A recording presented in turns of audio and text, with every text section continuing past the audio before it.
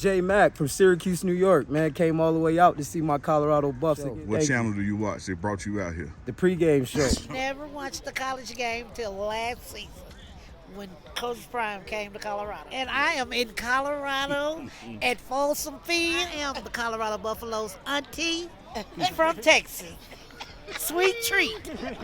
Hey, I've been following the pregame show. It's all about let's go Buffs. Away from Texas. Yes, sir. Watch you every single day. Nobody lays it down like Uncle Neely and the pregame show. Neely, pregame show behind the scenes of everything. And why does he get that kind of access? Why does he get that kind of access? Because trust is involved. You would never get the kind of access you desire unless there's trust and relationship. You're trying to put your up on game. Coach George Hegamin joining the show. Coach George. Gentlemen. How you making it, brother? I'm doing well. How Welcome are you? to the DMVR pregame show. Okay. How's the team looking, man, from a leadership standpoint? You know, I always think positively about where we are. I think our guys are starting to get to a point where they're starting to figure out what their true identity is. You know, one of the things that we talked about tonight and leading up tonight is figuring out who that is and sticking to it, right? So I think what we're starting to see is our guys figure out who they are, stick to it, and then start building on that. So we're good at this point. You obviously had a good thing going down in Florida before you came here. What made you decide to come join this staff? So describe a good thing. What's a good thing to you? I mean, I don't know. It seems like a super successful program down there. A lot of good players coming through. Yeah. So yes, it was good, but you know, like all things, everything comes to an end. Yeah. But here's the biggest thing is, like, I'm doing exactly what I want to do with the people that I love doing it with for the people I'm doing it for, right? So with that being said, I can't imagine being anywhere else doing exactly what I'm doing other than here right now. I love that. Yeah. How's it been in Boulder? Man, you know what? It's been interesting. It's been interesting because I don't spend a lot of time in Boulder other than when I'm on campus. I live really close, like in Broomfield, so I'm 15 minutes from garage to garage. My garage to the school's garage, and that's about all I do. I mean, there's a lot of work in football, huh? Yes, it's not just a lot of work. Like, this is family. Yeah. Right? So when you're around family, you want to be around family. That's how I consider everybody that's on staff that I've either worked with, you know, for years. Like, I got 30-year relationships with guys. Yeah. Coach Prime.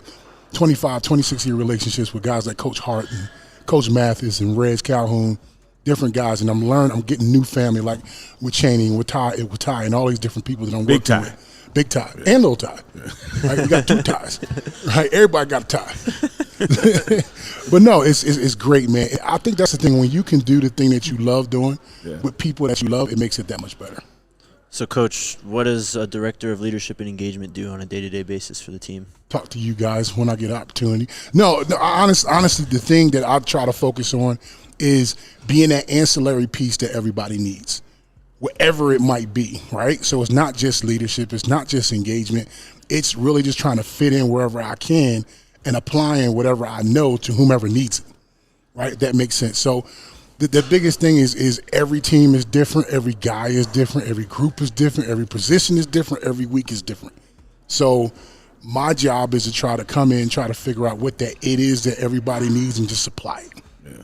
And one of those things that you have been able to, you know, do some advice and counsel on, coming from your personal experience, having played O-line, the Cowboys, went to the Eagles, you know, so on and so forth, and coincidentally, we're there when Coach Phil Loho was interviewing with Coach Brian. Yep. You're able to also put your fingerprints on that offensive line. Talk about the growth now that we're at the midway point of the season from fall camp to now that you've seen out of these guys and how they change in or out. Yeah, so the growth has been important. It's been one of those things where it doesn't matter, and I've always said this, I'll always take 5 to 7 guys that have worked together for a year rather than 5 to 7 Pro Bowlers. And reason being is because you have to have cohesiveness. If you don't have that, it's really tough to be good consistently. What we're starting to see now is those 5 to 7 guys in the rotation that have worked together, that understands what Coach Loho wants, what he demands, I should say. Yeah. And then on top of that, understanding how to do it consistently. And it's starting to pay off for us. I would rather have, excuse me, I would rather have. I want to double down on something. I would rather have 5 to 7 guys who played together a year than 5 to 7 Pro Bowlers who haven't played together at all. Yeah. Like, you see how deep that is? Like, when you talk about unity and knowing each other and knowing each other's strengths and weaknesses. Sure. You know, one of the better things, and here's the one thing I will say. I know I have been spoiled most of my NFL career. Reason being is because when I walk into a Dallas Cowboys locker room back in the mid-'90s, I had 5 to 7 guys who had played together for a very long time, and they were Pro Bowlers, right? Yeah. So it was a double-edged sword, if you will. That doesn't happen a lot. And if you look at most of the teams, whether it's high school, whether it's college, whether it's pro, and they're doing something consistently very well on offense, guarantee you can look up front and see those are guys who played together for a while. Love it. I feel like every time a team loses a game, it can go one of two ways. One, it can pull apart. Yeah. Two, it can, every guy can say, all right, I got to do my little bit more. And it felt like after the loss in Nebraska, everyone responded really well. Yeah. What have you seen from the team this week? Just that. It's the responsiveness of what we understand that we didn't do well the previous week. That's another proponent of playing together for a while, right? Our receivers know what our line needs. Our line knows what our running backs need. Our coaches know what each other need. When you lose a game, the first thing you should do is make everyone reflective. Not point fingers, but be reflective of what is it that we could have done better. That was the immediate reaction that I saw. And then watching guys apply those things they didn't do well in practice to get better at it, that's when you start to know you have a team that's starting to come together, and that's where we are. Coach, you mentioned those mid-'90s Cowboys teams. If someone went back in time and told you and then Deion Sanders that you guys would be here with this team right now, what would you have said back then? You know what? The interesting thing is that he is the same person now that he was then, which is a person that pulls people together. Like from day one when he walked into our locker room, I was there a year. He came in 95. I thought it was going to be a terrible experience, just being totally honest with you. I didn't know him. Yeah. I knew who Mike was, Michael Irvin. I knew who Troy Aikman was. I knew who Emmitt Smith was. All huge personalities. We had just come off of 2 Super Bowls. So here comes Prime. He walks in the door, and immediately it just galvanizes everybody else. They had previous relationships that made them even stronger. And I can remember he kind of made a semi-speech to the team. He said, look, all I want to do is win. And then you think a guy might just be saying that, but all he did every single day was come in and show up and win by the way he practiced, by the way that he made friends with different people on the team like myself. And he was just a tutor, a teacher, and more so a student of who you are and what it is that you need so we can be better, so we can win. Same person.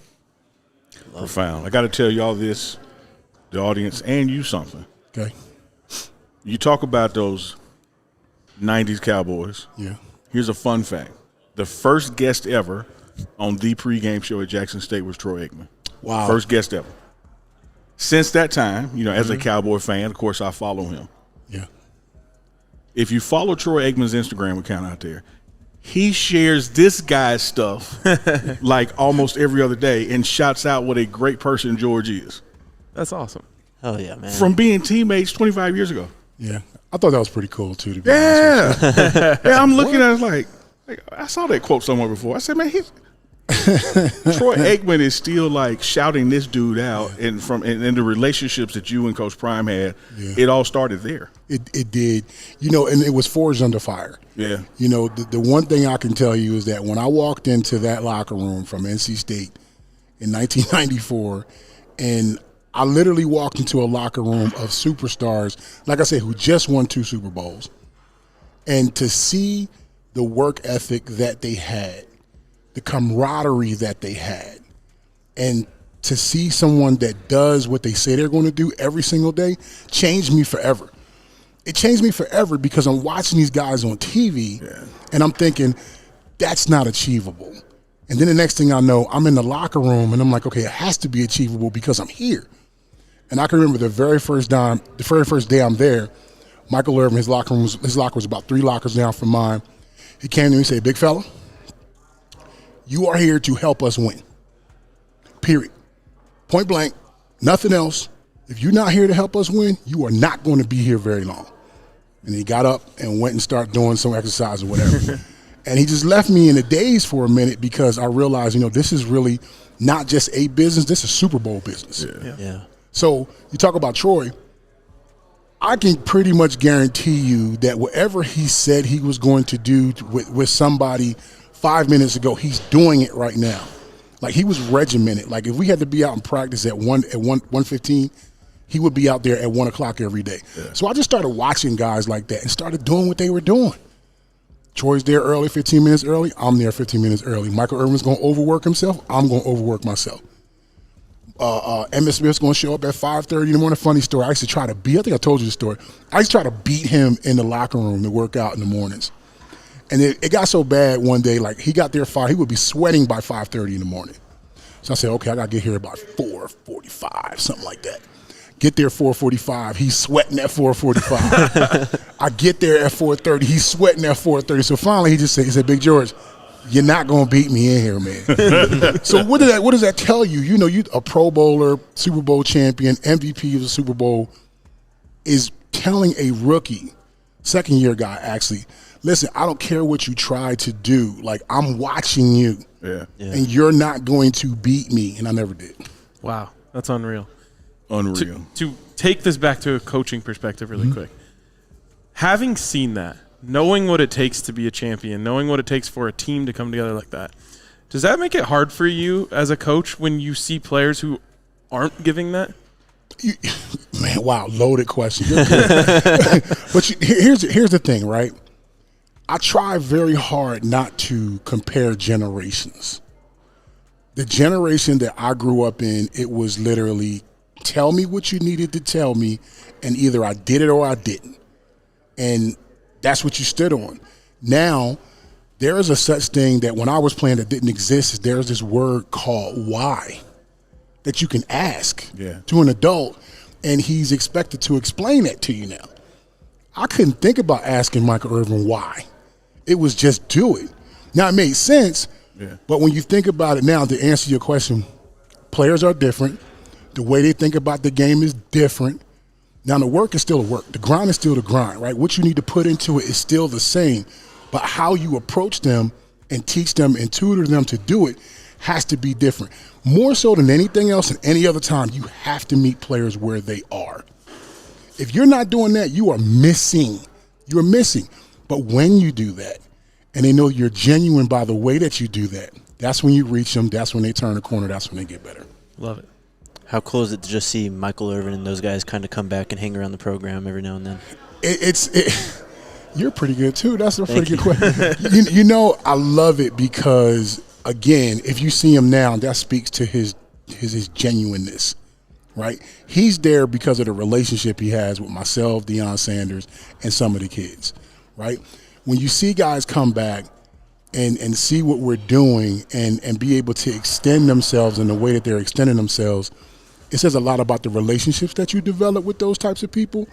But also, it gives our kids that even if they might not necessarily understand the relationship 100%, once you start talking to them, and then it gives you an opportunity to share certain stories with them about why we're so close, about why he's so intense. Speaking of Michael Irvin on the sideline.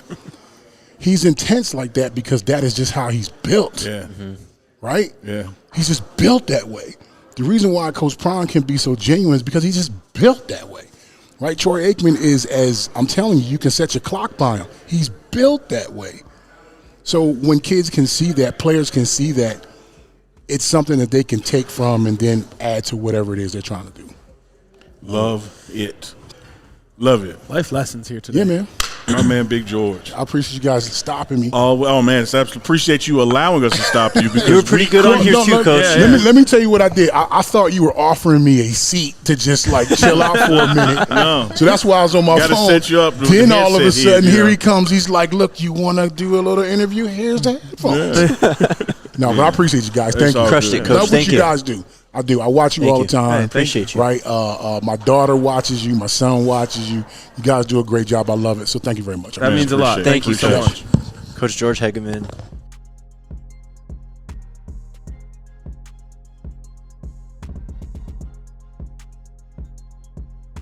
Where y'all from? from? We up from Miami, Florida. All the way from Miami. All the way from Miami. Appreciate y'all coming, man. Hey, man, we love what you guys are doing, man. We want to support you in every way. Appreciate your family. And we're recruiting at home. Everything we see at home, we bring it this way. My man. You gotta believe. Dude, we've been believing since day one, That's why I dog. gave them to Remember you. back in Jackson State? We've been believing with you in the pregame show.